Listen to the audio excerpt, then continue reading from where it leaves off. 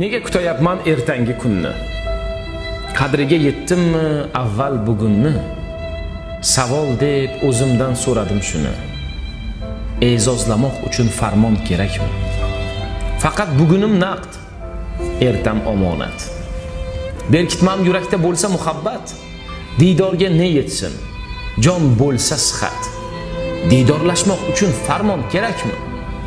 Bir zumga unutib g'am tashvishlarni, suhbatiga shoshay do'st tanishlarni, obro' uchun emas, qilmay savob ishlarni. Ko'ngil olmoq uchun farmon kerakmi? Yurmasdan bir qonun qarorni kutib, kundalik yumushni biroz unutib, yelkadosh bo'lganni qo'lidan tutib, rahmat demoq uchun farmon kerakmi?